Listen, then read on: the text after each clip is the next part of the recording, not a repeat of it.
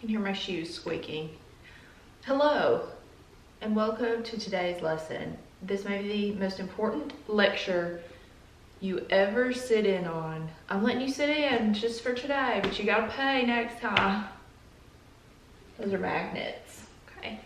So there's a genre of movie that is pretty niche, I would say, and I would call them big family movies.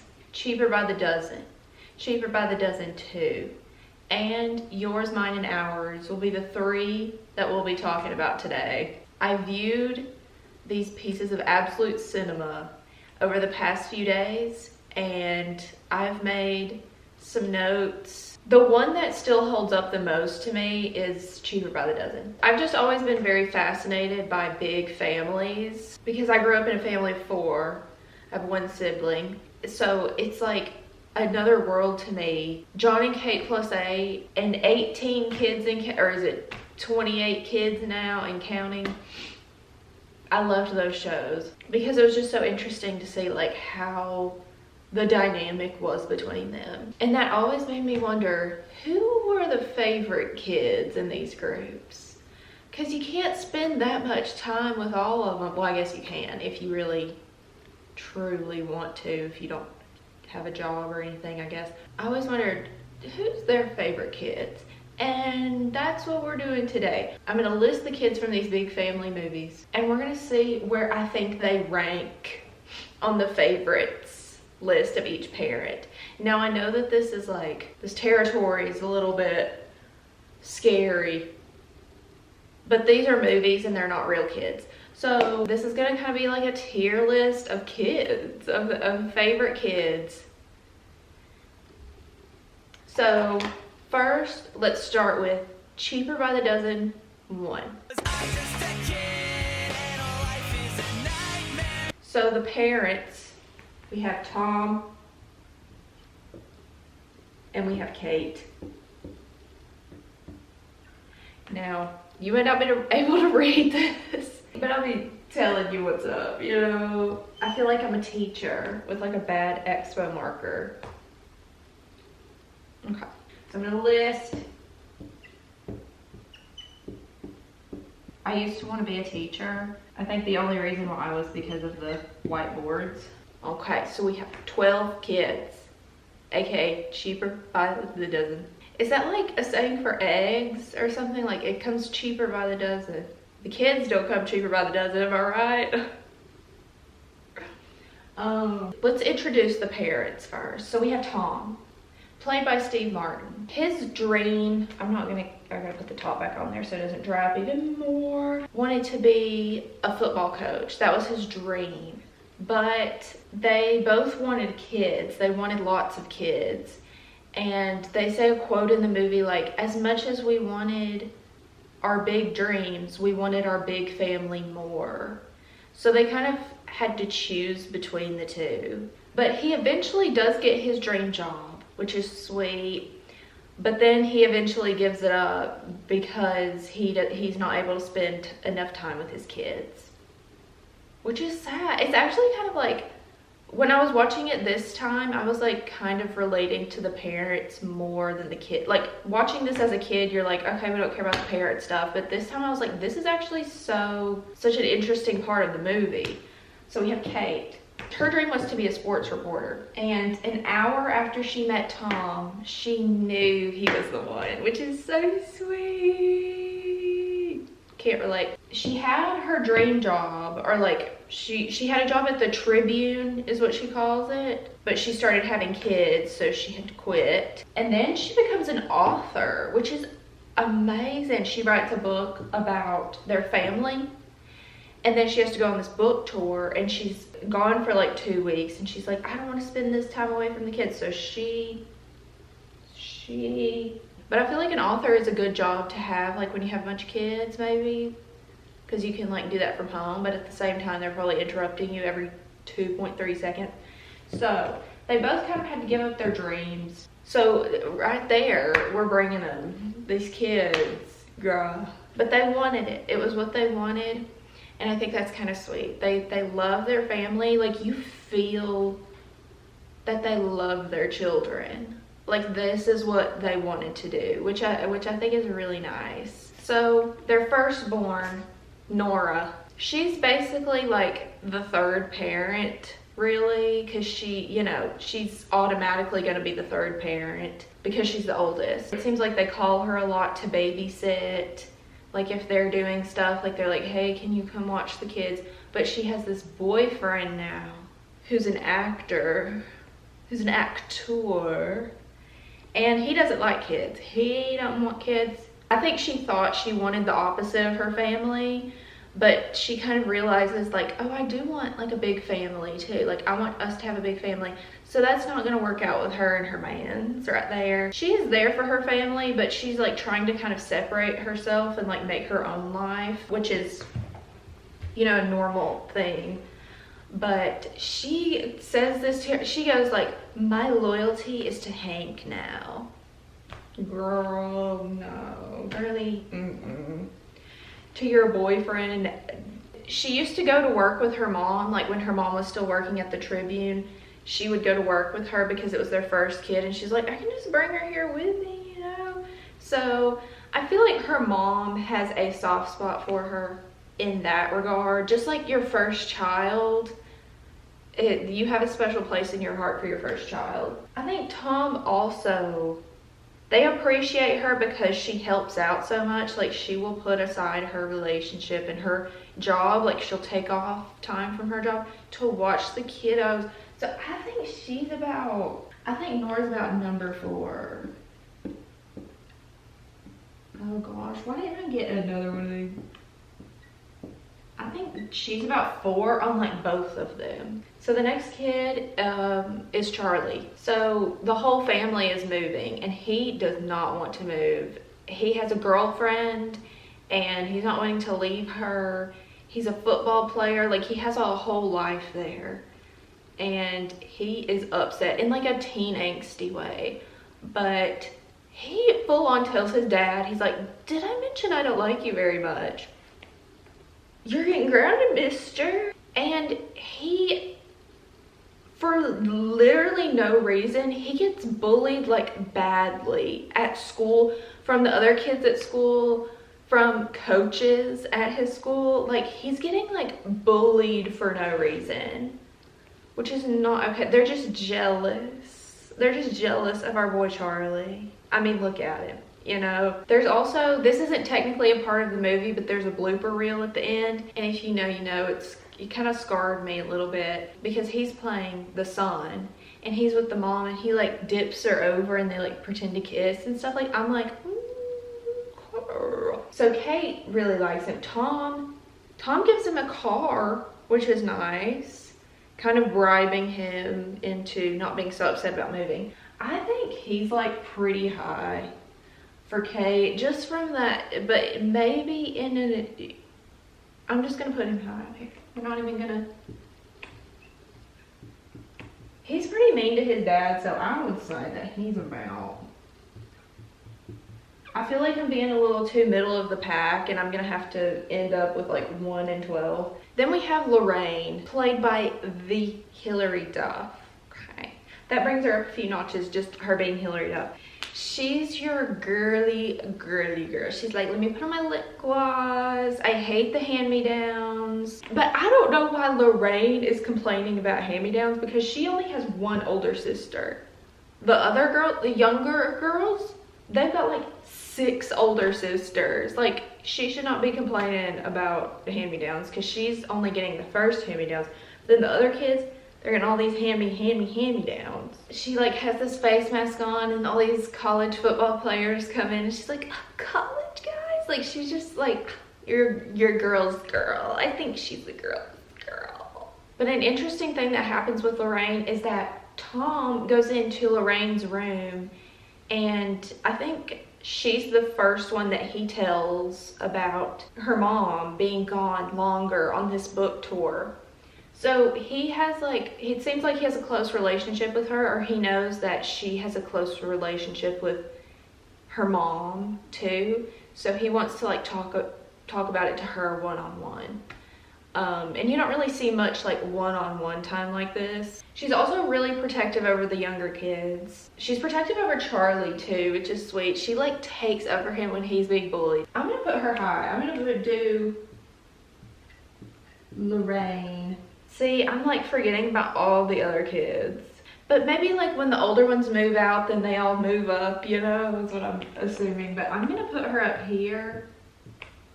Then we have Henry. We don't see much of Henry. He's probably the one that we see the least of. His wiki page tells us so little about him, because of course I read his wiki page. But he really looks up to Charlie. He asks him for fashion advice. He just really wants to like be close to him, which is sweet. But the most memorable moment with Henry is when he comes downstairs and he asks his dad if he needs help cleaning up because their mom's gone. So he's like, oh, do you need some help? Which is sweet because you don't see any of the other kids asking him if he needs help. But he slips and throw up, and then he in turn throws up. And we'll get into another sibling who thinks he's like the most forgotten child and like the least favorite. But justice for Henry. But this is not going to be my ranking. So I'm going to put him pretty low, which is sad because I love Henry.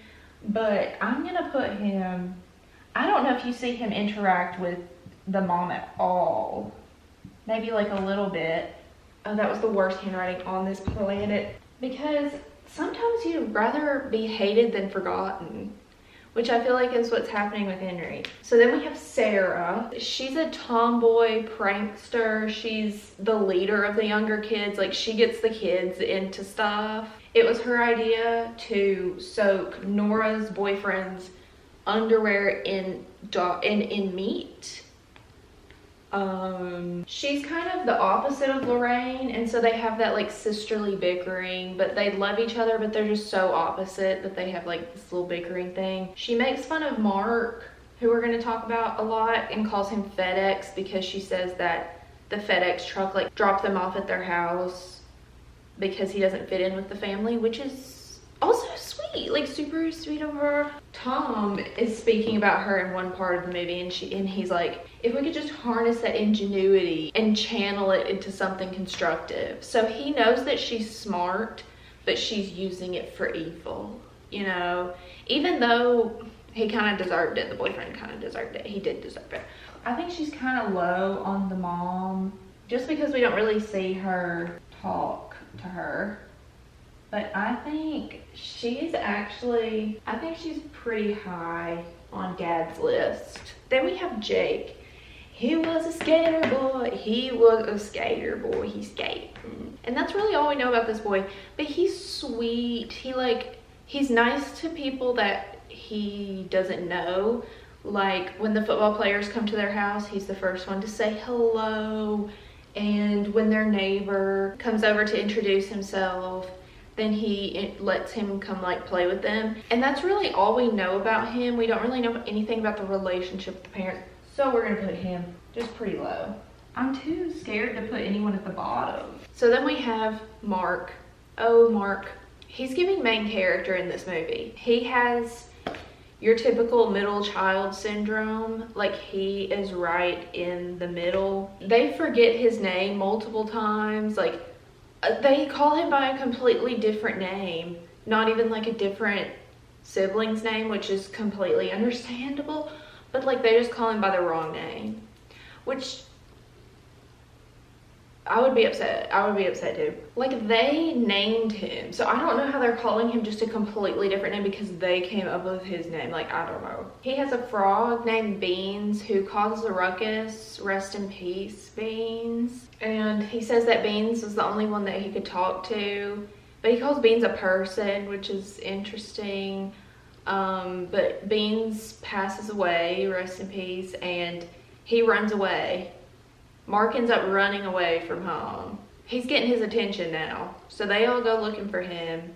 His dad eventually finds him, but he just didn't think he belonged, didn't fit in with the family, so he just runs away. And I would too, honestly, with all this that's happening to him. Like, it's just not his not his best time. And but the most hurtful part to me, and the part where I was like, oh, was he goes into his dad's room and he's like, hey, like, I don't know how to do this homework.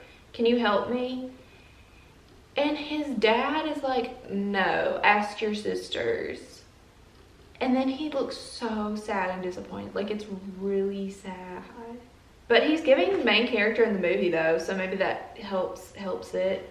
So I would say, I mean, just considering all that happened, I would say that he's pretty low on, see, I forgot his name too. But I would say that his mom, like, has a really big soft spot for him. So I'm gonna put him, actually, Mark thought he was the least favorite. He's the favorite of Mother. So I'm gonna put him at number 1. There you go, Mark.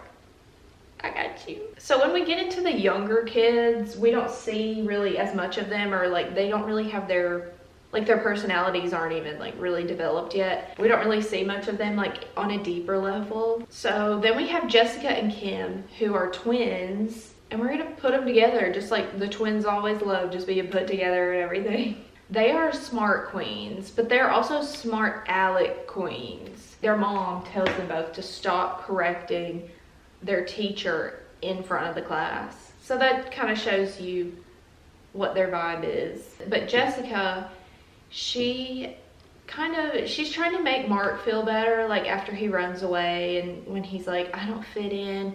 She tells him like, you know, your differences could go back to any number of their ancestors. And I don't know if she means like his personality differences or his look differences, because he has glasses and he has red hair. I was like, girl, are you talking to him? She has red hair. And I'm like, maybe they relate on that. They're the two redheads of the family. And then we have Kim. Her dad carries her around and is trying to get her a Band-Aid when she gets hit in the head with the dart. Yeah, there's not really much else to say, so I'm like lumping them together, which is giving into the stereotype of twins. I'm gonna put Kim here for the dad, because he was helping her so much. I'm gonna put Kim down here for mom. I'm gonna put Jessica down here for dad, because we don't really see their relationship. And honestly, I don't want to go to the bottom for mom, but like the only time we see them really interact is when she's telling all. So I'm gonna put Jessica. Mama doesn't like a smart aleck. But then we have Mike, who's like 6. So there's only so much we can say. He doesn't know what grounded is, which says that none of the kids have ever been like actually grounded before. He follows along with Sarah's pranks. Because I know who else is coming up, I'm gonna put Mike at the bottom. I'll put Mike up here. And do I really have a reason for this at this point? No. Okay, so lastly, we have another set of twins, Kyle and Nigel. Tom takes them to work with him all the time.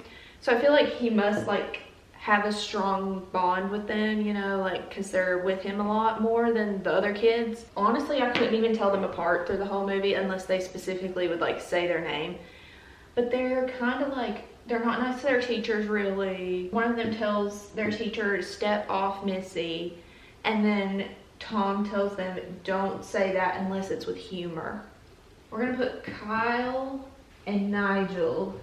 And Kyle and Nigel. Sweet. So these are the list of the favorite kids from the first Cheaper by the Dozen movie. But as a bonus, I wanted to include Hank, who is Nora's boyfriend, because he's the funniest part of the movie to me. He's just this self-obsessed actor who hates kids, especially Nora's siblings. Like, he does not like these kids. He doesn't really have any respect for Tom and Kate. He just really cares about himself. And they don't like him either. None of these people on this board like him. Like, he even admits, he's like, I'm not a good actor. This is how I get the jobs. Him watching himself on TV is me actually not at all. It's me!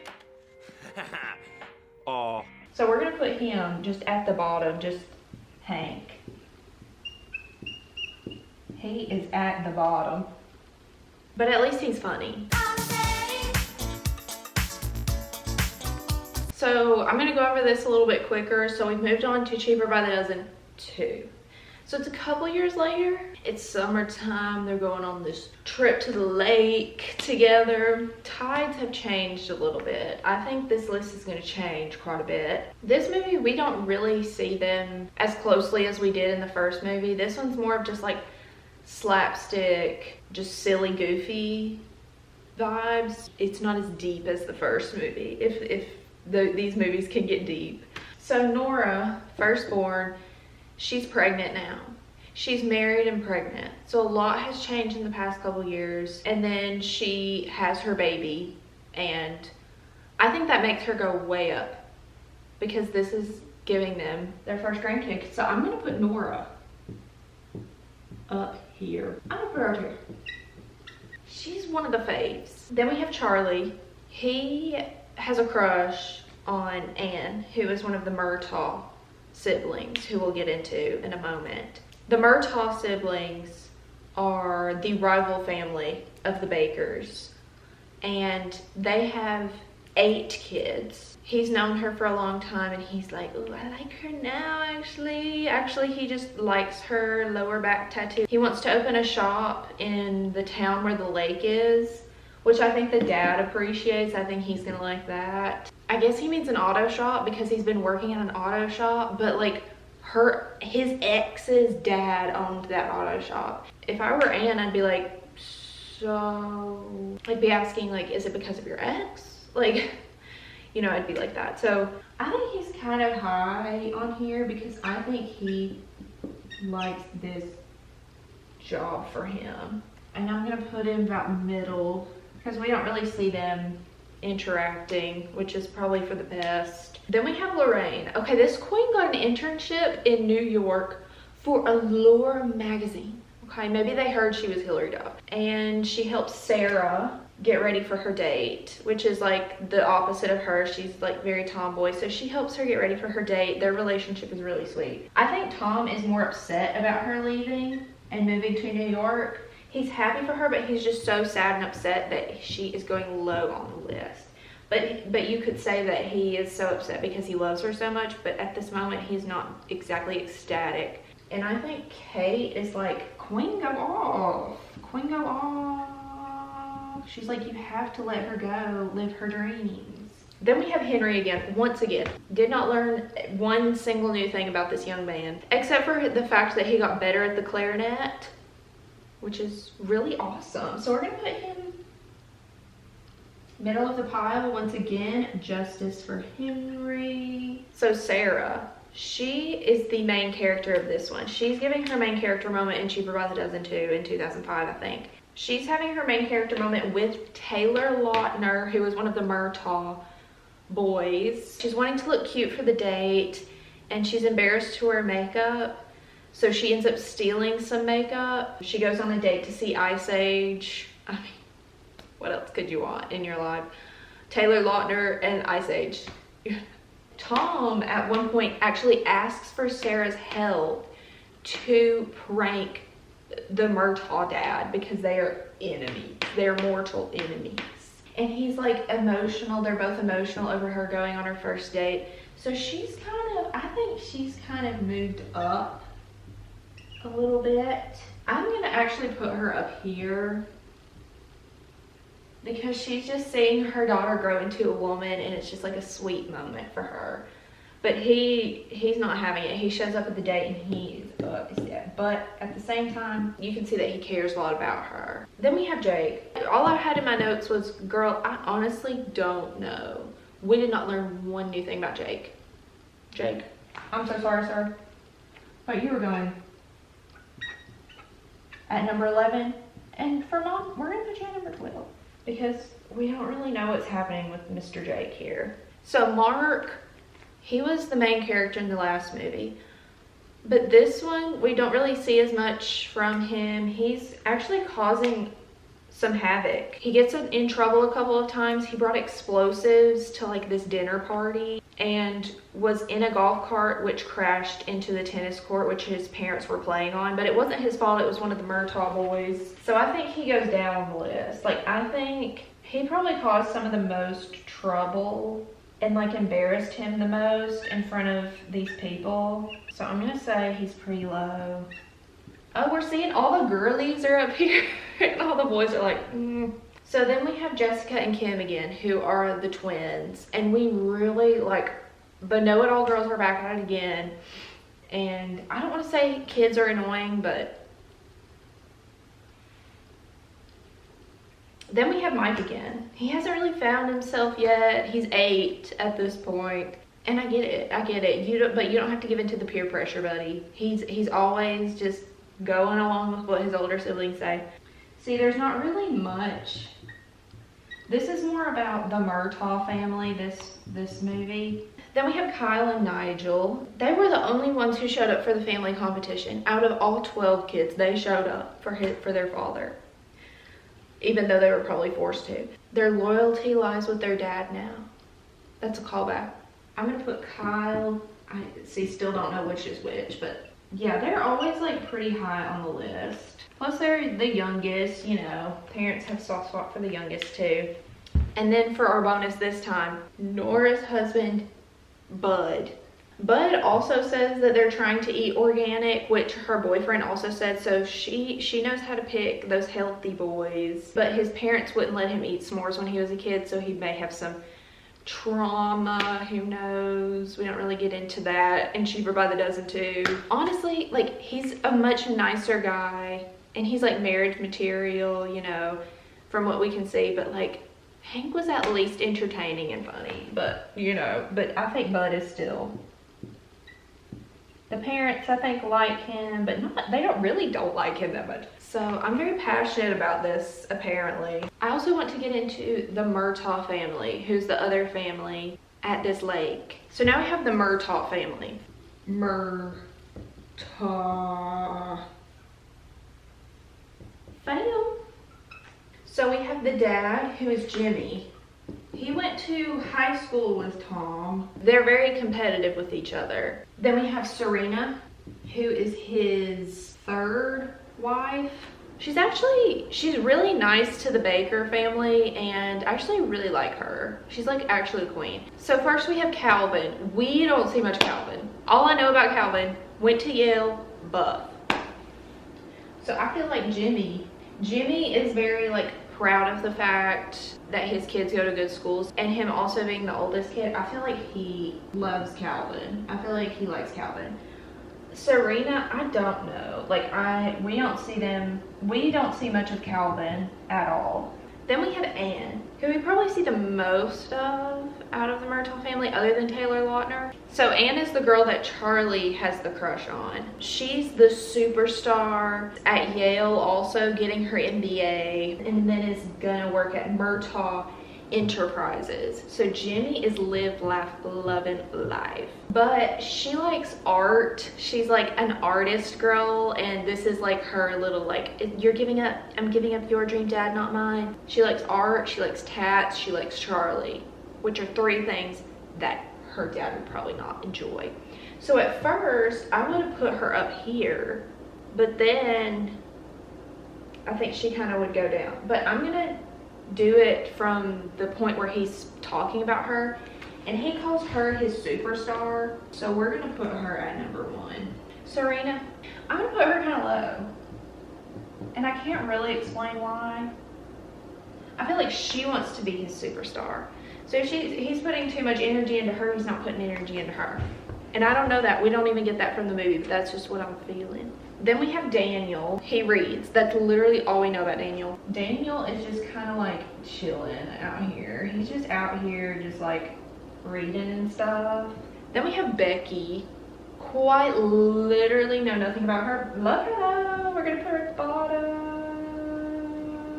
Then we have Elliot, who is played by the Taylor Lautner. He's in Sports Illustrated for snowboarding. He likes Sarah, of course, and he takes her on a date to watch Ice Age. Just the fact that he's in Sports Illustrated gives Jimmy something to brag about. And I feel like she doesn't really care, so we're gonna put him there for her. Lisa. Who is Lisa? Oh yeah, they're the twins. Okay.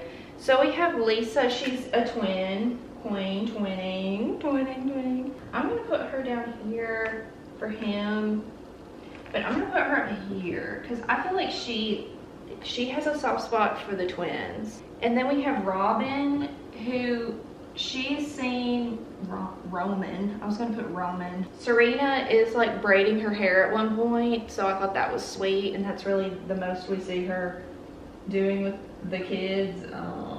Then we have Kenneth, who's the youngest. He's a troublemaker. He's the one that drove the golf cart into the tennis court, getting my man Mark in trouble. Kind of rude of him, but I feel like at least he's doing something, you know? So those are the Murtaugh siblings.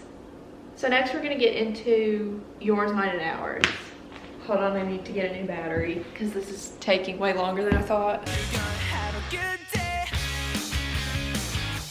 Okay, so Yours, Mine, and Ours is another big family movie. This was like made by Nickelodeon, I think, or they were part of it or something, because there's some Nickelodeon people in it, as you will see. This came out the same year, I think, as Cheaper by the Dozen 2. But in this movie, compared to Cheaper by the Dozen, we really don't learn as much about the kids or their relationship to their parents. The whole movie's kind of like kids versus parents. So you don't really see them together. It's more about like the parents' relationship and then the kids like all together. But this one, there are 18 kids. Admiral Frank, he had 8 kids, and Helen has 10 kids. 10, okay. They become a blended family. They were high school sweethearts. Well, they see each other like out eating or something, and then they meet at a school reunion, and then they like immediately get married. He's a stickler. He is an admiral for the Coast Guard, I believe. So he runs a tight ship, get it?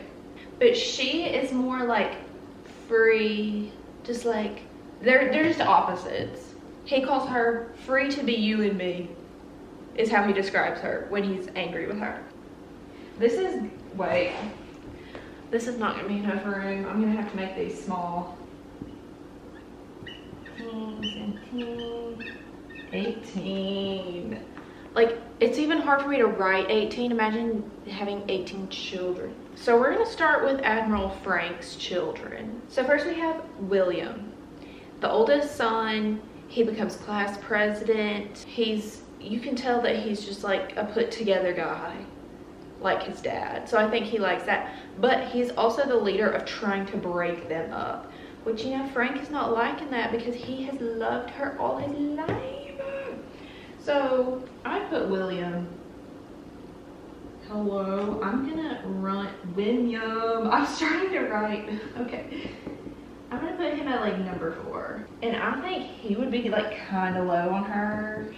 I mean, I feel like we're gonna kind of see like his favorites are gonna be his kids up here and then her kids, but there may be some mixture. Then we have Christina. I'm not gonna say this about everyone, but for all of these kids, excuse me, but for all of these kids, like most of them, we don't know much about them. So I'm really just trying to get like what I feel here. So we have Christina. She's a cheerleader. She really doesn't like Phoebe, who is one of Helen's kids. So I don't think Helen likes that. We're gonna put her at 13. Like number 6 for her dad. Then we have Harry. He has kept track of every time they've moved. They've moved a lot with their dad. He complains about moving a lot, which, I mean, it is a lot, and I would be complaining too. I think he'd be about in the middle of them. Harry, and then we're gonna put him down here because I don't think she really cares, honestly. Then we have Kelly. She plays soccer, and the whole family comes to support her, like all of the siblings, but we don't see the parents there, which is odd. We're gonna put her low because, like, where were y'all when we needed you most? Then we have Michael, who is a Boy Scout, and he has like so many badges, which we know Frank is loving. But he is a troublemaker, or as his wiki page says, mischievous prankster. We're gonna put him at number 3. I feel like he just loves that he is a devoted Boy Scout. We're gonna put him low. I'm so sorry. Then we have Otter and Eli, who are twins. We see them cause a lot of trouble when they're all at the hardware store, and they like embarrass their dad which we know that he does not want to be embarrassed. This is the last man that you want to embarrass. We're gonna put Otter right here. And I feel like the mom kind of thought it was funny, so we're gonna put him right there. And then we have Eli, the other twin, who says that he's 2 minutes older than Otter. And I think Frank likes that because that means that he is punctual. He came out 2 minutes early. Okay, you are a punctual child. I'm just gonna put him there for her. But he also wets the bed, but that's okay. So then we have the youngest, Ethan. The dad, Frank, takes him to work with him. And he's the youngest kid, and he's just cute. So we're gonna put him at the top. I think he's pretty high for the mom too, because he's just so cute. So now we have Helen's children. So the oldest is Phoebe. She doesn't like Christina. So her and Christina are like opposites. They're like not vibing with each other, but they have to share a room. She steals Christina's man, which is kind of not okay, like not girl code of her. She plays the guitar and sings, which I feel like Helen likes. But I think Frank, I think she's pretty low on Frank's radar. I would like to think that her mom would not like to see her stealing her sister's man. Then we have Dylan, played by Drake Bell. It's Drake, so he's gonna pick up that guitar. We're gonna see him singing and play guitar at some point in any piece of media that he's in. He likes to spray paint. I feel like Helen loves his free spirit. At the very bottom for Frank, because him finding out that he spray painted on his walls, now they like it. Then we have Jimmy, and this is, see, we're seeing that this is obviously a Nickelodeon movie because he's played by Lil JJ. Okay. And we really don't know much about him. I think he's pretty high on the mom's list, and we'll kind of put him, I feel like he doesn't really like the boys that are hers as much. Then we have Naoko, who, she's a cinematographer. She films everything, and she films things that they don't want filmed too. So I think Helen, I know that she wants her to be just follow her dreams and do whatever her heart desires, but, and I know he would not want his personal info out there. I know he would not like that. Then we have Joni, who is played by Miranda Cosgrove. She plays the saxophone. She helps Frank wake everyone up by playing her saxophone. So I feel like he really likes that. Like, she got up early, she helped him wake everyone up. He's loving that. He's like, oh, a girl after my own heart. But she actually, I'm gonna put her about in the middle. She actually caused the forklift fiasco, but no one really knows that. So I guess that doesn't change their feelings. Then we have Mick, who is the owner of the pig Fiona, named Fiona is the name of the pig for some reason, which causes like so much trouble in so many different ways. So he's gonna go down there, and I'm gonna put him down here because I think the mom, she wants them to express themselves, but you can tell she doesn't want a pig in her house. We know she doesn't want that pig. So he's down there, and we know Frank doesn't want that pig. Lau, he is a fashion icon. Helen asks him for fashion advice with her collection of purses that she's going to sell at Saks Fifth Avenue. I feel like he is her favorite right now because he's helping her with her job.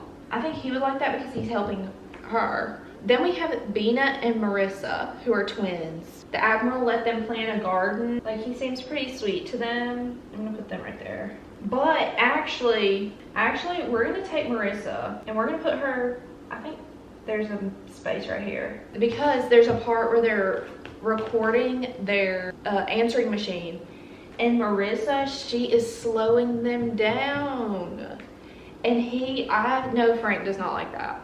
So they're trying to like all say their names before the time ends or on the answering machine. Like, they're trying to fit all their names into it, and Marissa, she's slowing them down.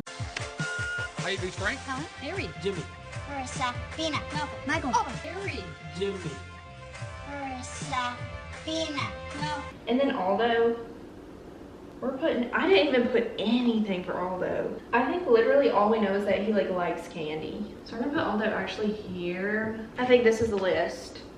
That's a lot of kids. This stresses me out just seeing this list. I don't know how many kids I want, but not that many for me. I don't know why I did this, but I feel like it had to be done. But thanks for watching, and remember, this channel is yours, mine, and ours. Okay. Oh, that was a long video.